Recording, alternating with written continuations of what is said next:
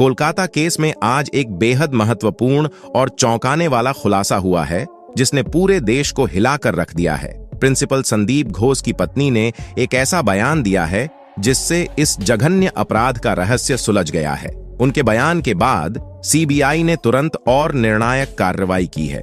CBI ने ऐलान किया है कि अब वे सबूत इकट्ठा करने की बजाय सीधे संदिग्धों की गिरफ्तारी करेंगे। संदीप घोष की पत्नी ने खुलासा किया कि डॉक्टर बिटिया के साथ किए गए अत्याचारों की भयावहता का खुलासा हुआ है। उनके बयान में उल्लेखित विवरण ने सभी को झकझोर कर रख दिया है।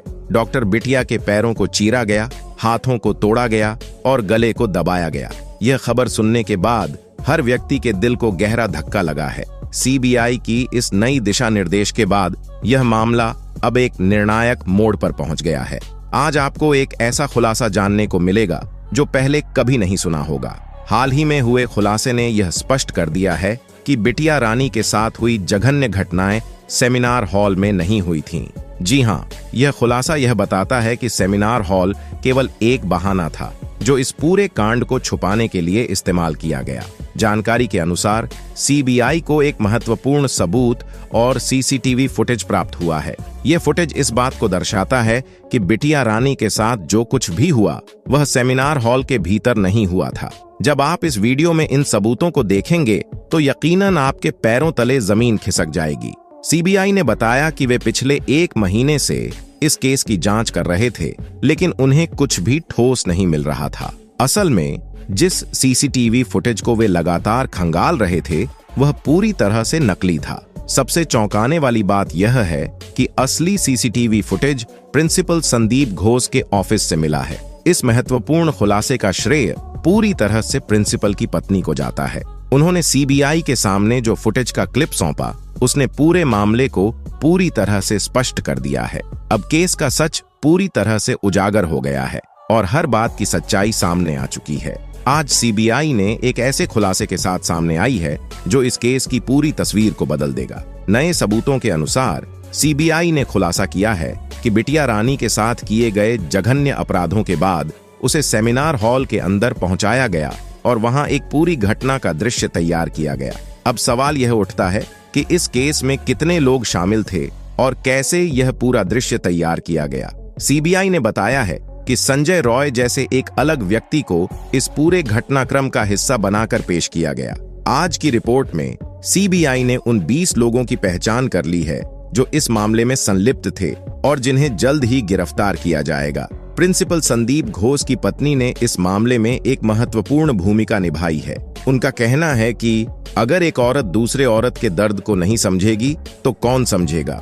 उनकी जानकारी और सहयोग ने सीबीआई को इस केस में अहम सुराग प्रदान किए हैं। सीबीआई के पास अब ऐसा सीसीटीवी फुटेज मौजूद है जो न केवल अपराधियों की पहचान करता है बल्कि यह भी दिखाता है कि इस पूरे घटनाक्रम को कैसे अंजाम दिया गया। इस वीडियो में हम जानेंगे कि किस प्रकार के सबूत मिले हैं और संजय रॉय की कहानी कितनी सच्ची और कितनी झूठी थी।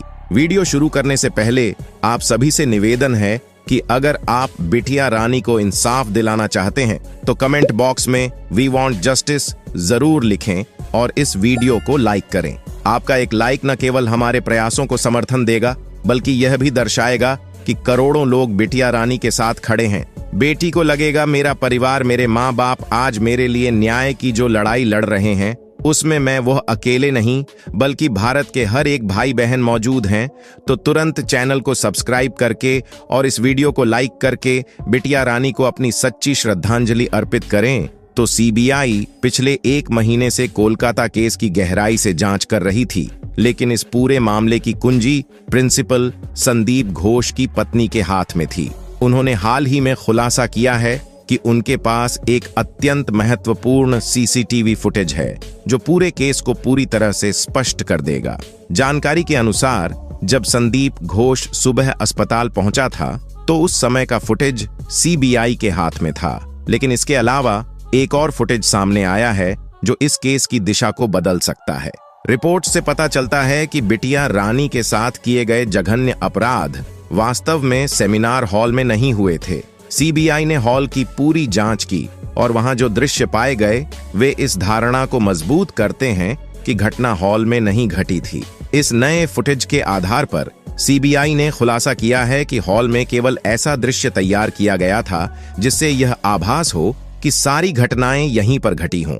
अब इस फुटेज के माध्यम से सीबीआई के पास वह सबूत हैं जो इस केस की सच्चाई को उजागर करेंगे और पूरा मामला स्पष्ट हो जाएगा। सीबीआई के सामने पेश किए गए सबूत संजय रॉय को फांसी की सजा दिलवाने के लिए पर्याप्त नहीं थे, जिससे जांच एजेंसी दुविधा में थी कि आखिर ऐसा क्या है जो इस केस में छूट रहा है। अब एक नई और महत्वपूर्ण जानकारी सामने आई है जो पूरे मामले की तस्वीर को बदल सकती है। रिपोर्ट्स के अनुसार बिटिया रानी के साथ किया गया जघन्य अपराध सेमिनार हॉल में नहीं बल्कि प्रिंसिपल संदीप घोष के ऑफिस के अंदर हुआ था। जैसे ही यह अपराध ऑफिस के अंदर हुआ, बिटिया रानी को तुरंत खींचकर सेमिनार हॉल में ले जाया गया। वहां एक जानबूझकर तैयार किया गया दृश्य स्थापित किया गया ताकि यह प्रतीत हो कि सारी घटनाएं हॉल में घटी हों। ऑफिस को पूरी तरह से धोने और साफ करने के लिए पानी, फिनाइल और अन्य केमिकल्स का इस्तेमाल किया गया। पूरी रात इसे अच्छे से धोया गया और फिर सेमिनार हॉल में एक नकली दृश्य तैयार किया गया, जैसे एक फिल्म की सेटिंग होती है। संदीप घोष ने संजय रॉय को इन जघन्य कार्यों को अंजाम देने के लिए प्रेरित किया, जिसमें बिटिया रानी को पीटना, उसके अंगों को तोड़ना और अन्य अमानवीय कृत्य शामिल थे। संजय रॉय को इन कार्यों का अभ्यास कराया गया ताकि वह जांच के दौरान सही विवरण दे सके। इसके बाद जब सीबीआई ने जांच की तो उन्हें संजय रॉय के कथनों के आधार पर यह सत्यापन प्राप्त हुआ कि हाँ, यह सब कार्य सही तरीके से किए गए थे। संदीप घोष ने इस केस के पोस्टमार्टम रिपोर्ट आने से पहले ही दुनिया को यह बताने का प्रयास किया कि यह एक आत्महत्या का मामला है ताकि मामले की सच्चाई को छुपाया जा सके। इस तरह से पूरे मामले को गढ़ने और सच्चाई को छुपाने की एक पूरी योजना बनाई गई थी। हालिया खुलासों ने इस मामले की गंभीरता को और बढ़ा दिया है। प्रारंभिक रिपोर्टों के अनुसार बिटिया रानी की मौत को आत्महत्या के रूप में प्रस्तुत किया गया था, लेकिन बिना पोस्टमार्टम रिपोर्ट के यह दावा कैसे किया जा सकता है? प्रारंभिक संकेतों से ही यह स्पष्ट था कि यह घटना आत्महत्या की नहीं बल्कि एक संगठित अपराध की थी। यह हत्या की एक सुनियोजित साजिश का परिणाम प्रतीत होती है, जिसे आत्महत्या का रूप देने की कोशिश की गई। जब यह केस सामने आया तो इसे दबाने की हर संभव कोशिश की गई। ऐसा लगता है कि संदीप घोष ने इस अपराध को छुपाने के लिए अपने वफादार सहयोगी संजय रॉय को पैसे दिए और निर्देशित किया कि वह घटनाओं को उसी तरीके से प्रस्तुत करे जैसा उसे बताया गया था। संजय रॉय को यह आश्वासन दिया गया था कि यदि वह इस सब को सही तरीके से निभाएगा तो संदीप घोष उसे भी सुरक्षा प्रदान करेगा और मामले को संभाल लेगा। पुलिस को बुलाकर जो दृश्य प्रस्तुत किए गए वे उन लोगों से भरे हुए थे जो जांच प्रक्रिया में शामिल थे। हालांकि डिप्टी एएसपी और ईएसपी ने यह दावा किया कि वहां मौजूद लोग पूरी तरह से उचित थे और जांच में उनकी उपस्थिति वैध थी। दूसरी ओर एक और मार्मिक और चौंकाने वाली खबर आई है।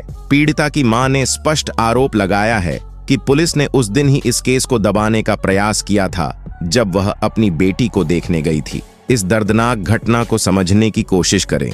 पीड़िता की मां को फोन पर कुछ और जानकारी दी गई, जबकि वास्तविकता बिल्कुल अलग थी। जब वह पहुंची तो उसे अपनी बेटी से मिलने के लिए 3 घंटे तक इंतजार कराया गया। यह स्थिति न केवल पीड़िता की मां के लिए अत्यंत कठिन थी, बल्कि यह पूरी जांच प्रक्रिया की गंभीरता को भी दर्शाती है। इस घटना ने दर्शाया कि न्याय की खोज में पीड़िता के परिवार को किस हद तक कठिनाइयों का सामना करना पड़ा। जब पीड़िता की मां को अंततः अपनी बेटी से मिलने की अनुमति मिली तो भी उसे केवल सीमित समय के लिए मिल पाने की अनुमति दी गई, जिससे वह अपनी बेटी की स्थिति का पूरी तरह से अवलोकन नहीं कर सकी। इसके बाद एक सुनियोजित प्रयास के तहत यह झूठ फैलाया गया कि बिटिया रानी के साथ कोई जघन्य अपराध नहीं हुआ था और यह घटना आत्महत्या का परिणाम थी। लेकिन एक मां की दृष्टि से यह विश्वास करना असंभव था।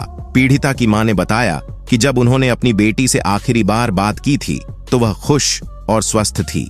परिवार में शादी की तैयारियां चल रही थीं और उनके लिए लड़के खोजे जा रहे थे। अचानक ऐसी स्थिति में बदल जाना असंभव लगता है। जब पीड़िता की मां ने पुलिस की कार्रवाई पर सवाल उठाया तो यह सामने आया कि पुलिस ने परिवार पर दबाव डाला कि वे इस केस को दबा दें। पुलिस द्वारा परिवार को पहले रफा दफा करने के लिए दबाव डाला गया और जब यह प्रयास विफल रहा तो पुलिस ने एक साधारण पेपर पर साइन कराने की कोशिश की, जिसे परिवार ने फाड़कर पुलिस के सामने फेंक दिया। इस घटनाक्रम ने स्पष्ट कर दिया कि पुलिस मामले को दबाने के लिए सक्रिय रूप से प्रयास कर रही थी और पीड़िता के परिवार ने इस दबाव का विरोध किया। अब यह सोचने की बात है कि अगर प्रिंसिपल संदीप घोष का इस मामले में सीधा हस्तक्षेप नहीं होता तो एक मामूली कर्मचारी या नौकर को बचाने की कोशिश क्यों की जाती। संदीप घोष एक मेडिकल कॉलेज के प्रिंसिपल के रूप में कई उच्च स्तरीय अधिकारियों के समान शक्तियों और संसाधनों के साथ आते हैं। यह स्थिति यह दर्शाती है कि इस मामले में कुछ गहराई से जुड़ी हुई बातें हैं और यह घटना एक सामान्य स्कूल की घटना से कहीं अधिक जटिल और गंभीर है। इस प्रकार यह स्पष्ट हो जाता है कि प्रिंसिपल संदीप घोष के पास केवल एक साधारण शिक्षा का पद नहीं था, बल्कि उनके पास पर्याप्त संसाधन और प्रभाव थे जो इस केस की जटिलता को बढ़ाते हैं। यह मामले की गंभीरता को स्पष्ट रूप से इंगित करता है और यह भी दिखाता है कि इस केस में किसी शक्तिशाली व्यक्ति के बिना ऐसा साथ दिए ऐसा संभव नहीं था। एक मेडिकल कॉलेज का प्रिंसिपल अपने संस्थान के एक वॉलंटियर के लिए इतना बड़ा जोखिम क्यों उठाएगा, यहाँ तक कि पुलिस पर दबाव डालकर पैसे देकर उसे बचाने की कोशिश करेगा और केस को रफा दफा करने के प्रयास करेगा। यह सवाल स्वाभाविक रूप से उठता है कि पोस्टमार्टम रिपोर्ट के बिना ही वह आत्महत्या का दावा क्यों करेगा, जबकि उसकी अपनी नौकरी भी दांव पर लगी हुई है। यदि आप इन सभी घटनाओं को जोड़कर सोचें तो यह स्पष्ट हो जाता है कि मामला जितना सीधा प्रतीत होता है उतना है नहीं। प्रिंसिपल संदीप घोष की पत्नी ने जो सीसीटीवी फुटेज प्रदान किया है वह इस मामले की गंभीरता को उजागर करता है। इस फुटेज में स्पष्ट रूप से देखा जा सकता है कि घटनाएं कैसे घटित हुईं और किसने क्या किया। अब गिरफ्तारियों की संख्या 20 तक पहुंचने की संभावना है, जो इस बात को और अधिक प्रमाणित करती है कि यह केस एक जटिल और गहरा षड्यंत्र है। इस प्रकार प्रिंसिपल के इस प्रयास के पीछे कुछ निहित कारण हो सकते हैं जो इस केस की सच्चाई को उजागर करने के लिए महत्वपूर्ण हो सकते हैं। तो आज के वीडियो के बस इतना ही, मिलेंगे अगली वीडियो में।